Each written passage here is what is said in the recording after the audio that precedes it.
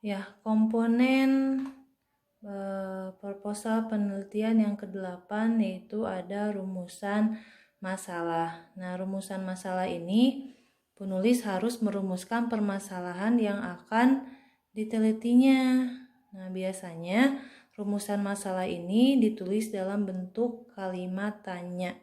Ya, apa, bagaimana, gitu ya, dan lain sebagainya. Nah, biasanya rumusan masalah ini nanti dijawab di kajian pustaka, ya, masih di komponen proposal. Nanti dijawab di kajian pustaka. Nah, misalnya nih contoh rumusan masalah.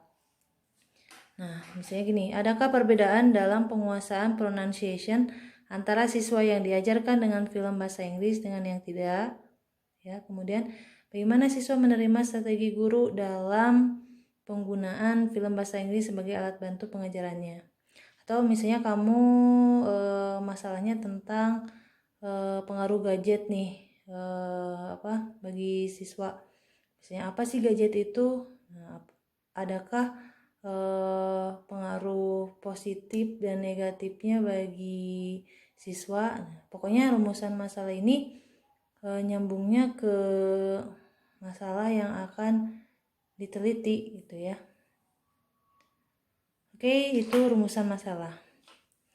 Selanjutnya ada hipotesis. Nah, hipotesis ini yaitu dugaan sementara atau jawaban sementara terhadap penelitian, ya, atau terhadap permasalahan penelitian sampai terbukti melalui data yang terkumpul. Jadi hipotesis ini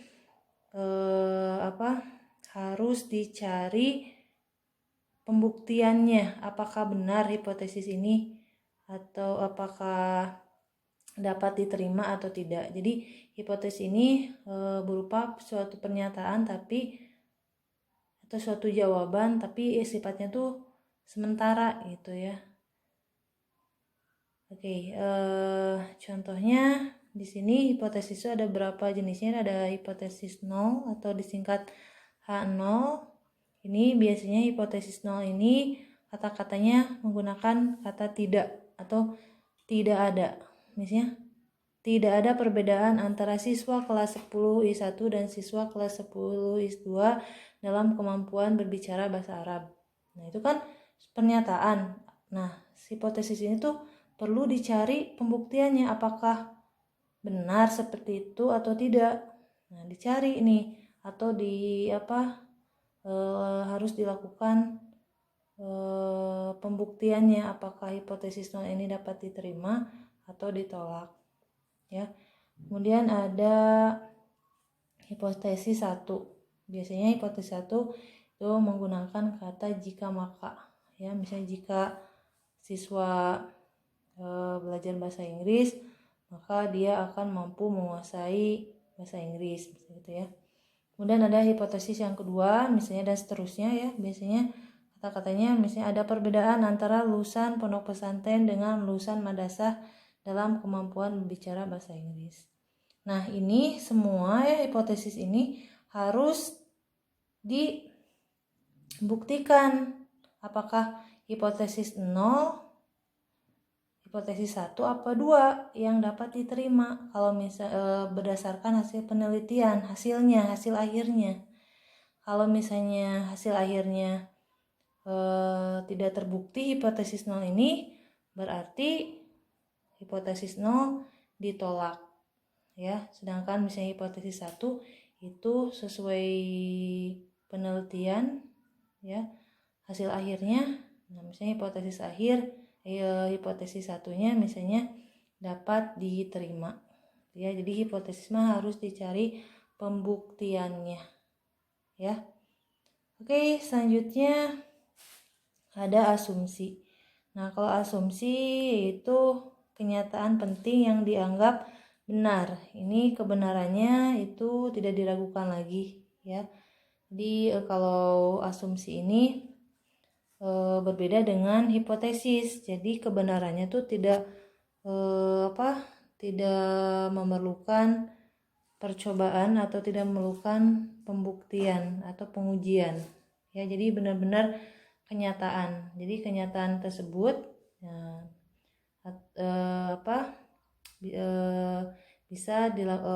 kenyataan tersebut biasanya didapat dari penelitian-penelitian sebelumnya, ya. Atau asumsi ini berisi pernyataan yang dapat diuji kebenarannya secara empiris berdasarkan penemuan, pengamatan, percobaan yang dilakukan sebelumnya. Misalnya gini, kurangnya motivasi belajar merupakan faktor terpenting yang mendorong kemalasan siswa dalam mempelajari bahasa Inggris. Itu kan udah pasti benar gitu ya. Jadi itu asumsi ya. Jadi kebenarannya tuh nggak perlu diragukan lagi lah ya. Jadi berdasarkan kenyataan. Komponen proposal penelitian yang ke-11 yaitu ada kajian pustaka atau disebut juga dengan kerangka teoritis. Ini biasanya berisikan dasar pemikiran atau dasar-dasar teori yang berhubungan dengan permasalahan yang diteliti. Ini tuh kerangka teoritis ini berisi teori-teori yang berhubungan dengan masalah yang kamu teliti. Nah, teori ini bisa didapat dari buku, internet, koran, hasil wawancara, observasi, seminar, diskusi, ataupun yang lainnya. Nah, bisa juga kerangka teoritis ini berdasarkan pemikiran kamu sendiri, ya, teori pemikiran kamu sendiri, atau kamu punya asumsi sendiri yang berdasarkan kenyataan. Nah, kalau misalnya teorinya berdasarkan pemikiran orang lain ya, itu harus menggunakan kutipan.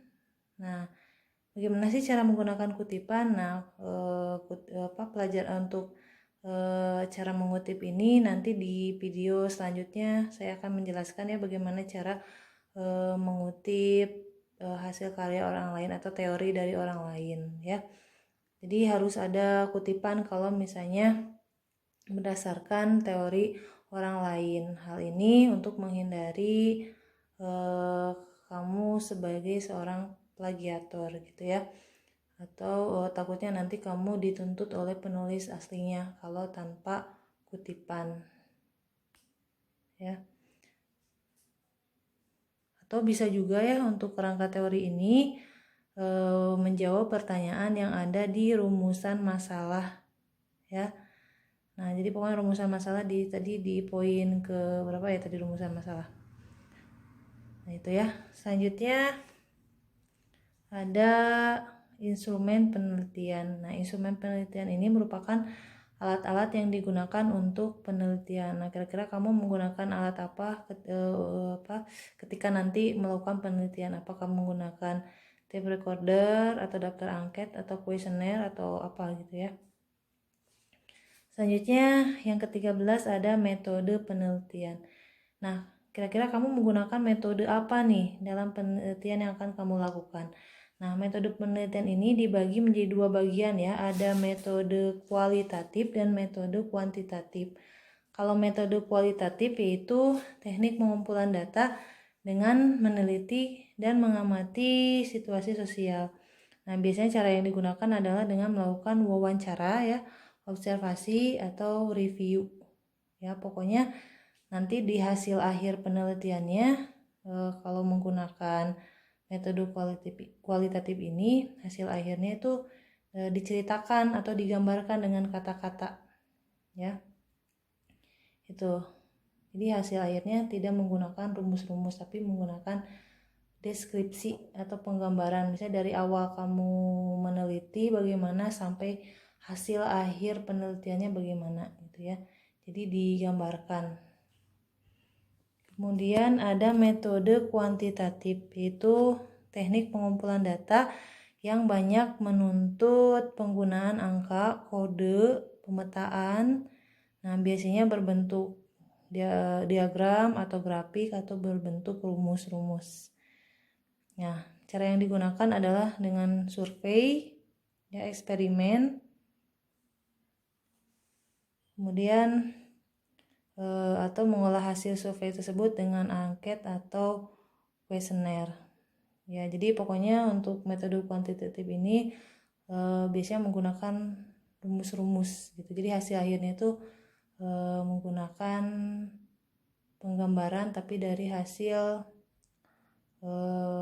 perhitungan atau rumus yang ada di penelitian tersebut. Nah, kira-kira kamu akan menggunakan metode mana nih? Metode kualitatif atau metode kuantitatif? Ya.